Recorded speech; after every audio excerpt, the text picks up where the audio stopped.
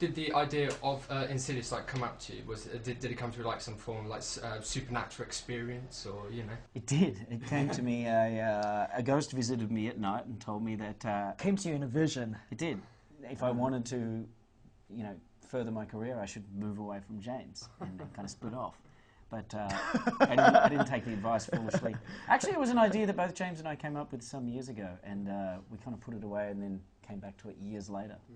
Okay, cool. And as I was saying, like, one of the really cool things about the film is that the use of like really cool like practical effects, like doors closing and shutting just by themselves. And I was wondering, from like a director's point of view, was it like a really big challenge to do that? Was it a big challenge to shut a door? Not really, believe it or not. It's actually quite easy. Yeah. You can actually It did seem kind of hokey on set at times. You would see things happening practically in camera, and you would think, that's not going to be scary, but he had a plan. Funny that. No, a lot of it really is the build-up. I think what makes these kind of film works is the tension that you just slowly build, and the suspense that, you know, you just kind of, you know, you pile on top of one after the other, and eventually the tiniest little thing, like a door creaking on its own, can be so terrifying. And I think that's what makes these kind of movies really fun to watch, you know, and really kind of seep into, you know, your subconscious, which is why you don't need blood and guts to make these kind of films. Right, I was actually going to say, like, obviously the big film that you guys started off with was Saw, which is kind of the absolute opposite of what this is, and I was kind of wondering, what was really important for you guys to kind of do something away from Saw, which was like less blood and guts, more kind of suspense and thrills and. Well, we felt that the haunted house genre doesn't need limbs flying off left, right, and center. It's just not that kind of, just doesn't lend itself to that kind of filmmaking. And I guess to some degree, you know, I wanted to show people that you can make a scary film without falling onto, you know, buckets of blood, because you don't need that.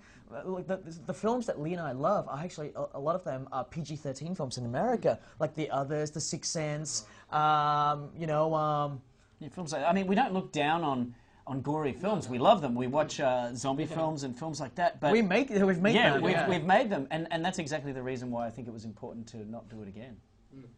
And as I was saying, like, as I was watching it, there was like so many it seemed to me like there was a really cool kind of 70s old school retro style, and I was kind of thinking, like, during like pre-production, what kind of classic horror films did you watch to kind of like mentally prepare yourselves into kind of going into making? From a visual standpoint, I was pretty much inspired by a lot of the older films, the black and white films, because that did influence my photography in a lot of ways. Yeah. You know, I wish I could make this film in black and white, take the color out, and just let it be a black and white film, and I think it would fit perfectly back into like the 1950s or 1960s. Yeah.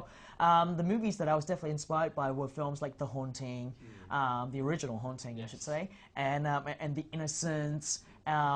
Carnival of Souls, which is a low-budget, you know, B movie, but it's super creepy, super effective. These were the kind of films that I was heavily inspired by, and I really wanted to capture that. But however, give it a modern spin, give it a new take that is very much the things that Leigh and I, you know, love doing, which is, you know, filtering it through our sensibility. As I say, like there are also there are quite a few like cool kind of supernatural creatures, and I was wondering, like, how were you able to kind of imagine them, like, whilst you're writing the screenplay, and do also like some of your supernatural creatures like have a meaning, like that kind of tells a story in a way? Well, a lot of the time when I wrote the script, I wouldn't describe the ghosts too much. I kind of pictured them being kind of faceless in a way, and then of course I gave the script to James, and he starts adding his sensibility to it and saying, you know, he wanted to add this doll-like sensibility and this very old Carnival of Souls-esque veneer around the ghosts, and I thought that was really cool. It was an extra layer. That's the way James and I work, in layers. You know, an idea is layered upon top of an idea, and what comes out at the end, what spits out of the sausage machine, is a Wan Whannell production. Hopefully.